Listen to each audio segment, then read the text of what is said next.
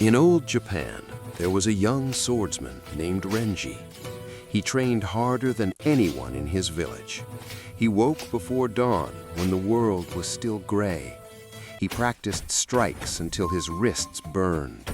He practiced footwork until the soles of his feet felt like paper. And when he wasn't training, he was thinking about training. Renji had one belief that kept him moving. If I work hard enough, I will become unbeatable. Then one night, he learned the difference between hard work and the right kind of work. The village hosted a small tournament in the courtyard of a shrine. Lanterns flickered. Rain had fallen earlier, leaving the ground dark and damp. Men gathered in a circle, quiet and excited. Renji stepped forward with confidence. His opponent was a traveling swordsman, older, calm, and strangely relaxed. Renji bowed. The older man bowed back.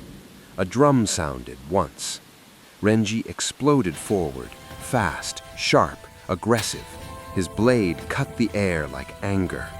But the older swordsman didn't retreat. He didn't even look impressed. He simply shifted his foot, half a step, and Renji's strike met nothing. Before Renji could adjust, the older man tapped Renji's shoulder with the flat of his blade.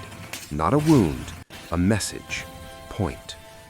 Renji's face tightened. He attacked again, faster. The older man moved again. Small movements, almost lazy. Tap, point, tap, point. In less than a minute, Renji was standing in the rain with his chest heaving, and the crowd was silent. Because Renji hadn't lost, he had been handled. When the circle broke and people drifted away, Renji remained in the courtyard, staring at the wet ground. The shame didn't feel hot, it felt cold, heavy, like soaked cloth clinging to the skin. He went home that night and didn't sleep, not because he was angry, but because he was afraid that all his effort had been wasted. At dawn, he walked to the edge of the village where a small dojo stood quietly behind bamboo. It belonged to an old sword master named Master Ishida. People said Ishida had once served a lord.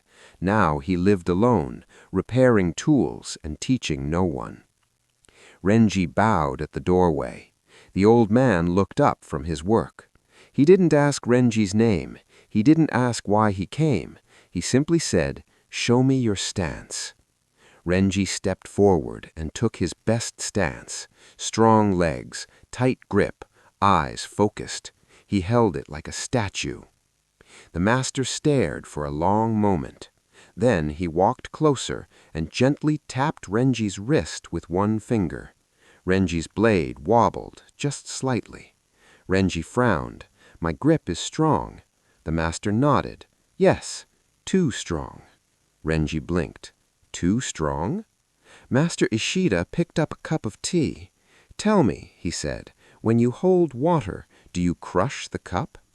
Renji didn't answer. The master set the cup down and pointed at Renji's shoulders. "You are fighting the sword," he said. "You are fighting the air. You are fighting the future.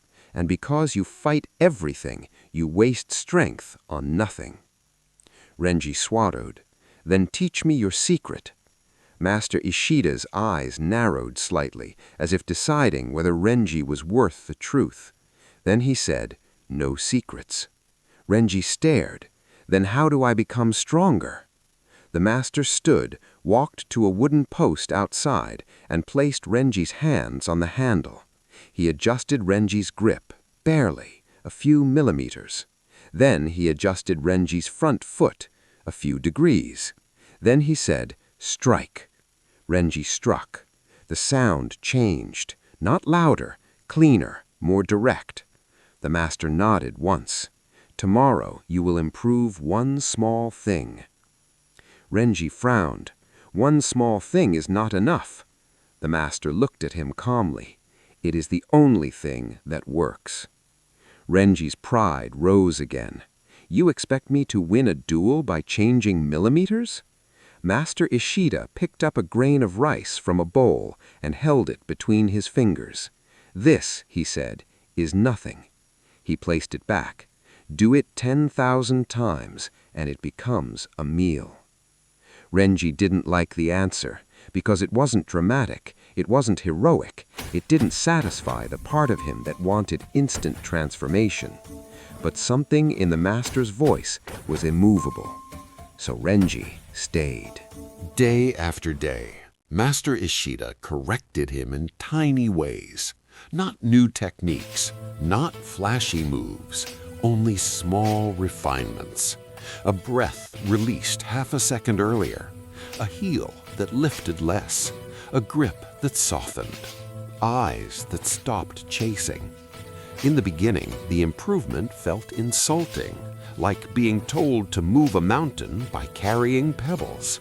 But the master kept repeating the same rule. 1%.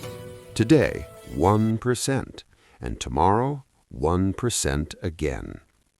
Weeks passed. Renji's strikes looked the same to outsiders, but inside, something frightening became clear. He hadn't been losing because he lacked power. He had been losing because he was leaking power. He realized his energy wasn't flowing into the sword, it was spilling onto the ground. Every tense muscle was a hole in his armor. Every unnecessary thought was a weight tied to his wrist. He wasn't weak, he was wasteful. One evening, Master Ishida brought Renji back to the shrine courtyard. The lanterns were lit again, the ground was damp again, and waiting there was the traveling swordsman. The older man recognized Renji and smiled slightly, as if he already knew why Renji had come. Renji bowed. The older man bowed back. The drum sounded once. Renji stepped forward. But this time, he didn't explode, he didn't rush, he didn't try to overwhelm. He moved like someone who had learned patience inside the bones. The older man shifted half a step like before. Renji adjusted, not after, but with him. And something changed in the air. There was no sound of effort, no grunt, no heavy breath, just the whisper of cloth moving against air. Two blades met, not with anger, with precision. The older swordsman's faded, because for the first time, Renji was not swinging at shadows, he was present. They exchanged a few strikes, small, clean, controlled. Then, in a quiet moment, Renji did something so simple, it almost didn't look like a technique. He stopped forcing the blade and let the opening appear. Tap. His blade touched the older man's shoulder. Point. Silence. Renji stood frozen, not believing it. The older swordsman exhaled slowly, then nodded with respect. "You changed," he said. Renji looked down at his hands. They were the same hands, but they didn't feel the same. He turned toward Master Ishida. "How?" Renji whispered. The master didn't smile. He simply said, "You stopped chasing the mountain. You carried the pebble." And then he added softly, "Kaizen, continuous improvement, not a miracle, a method." Renji finally understood the cruel truth behind discipline.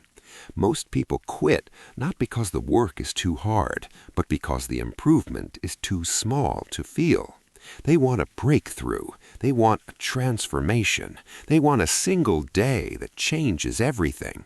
But mastery doesn't arrive like thunder. It arrives like sunrise. So slowly you doubt it's happening, until one day the world is bright. Most people overestimate what they can do in a day and underestimate what they can do in a lifetime. So if your goal feels impossible, do not beg for thunder. Trust the sunrise. Fix one angle, one habit, 1 hour, one breath, one step, and then return tomorrow. That is Kaizen, and that is how a blade becomes sharp. Not by wishing, not by rushing, but by returning to the work.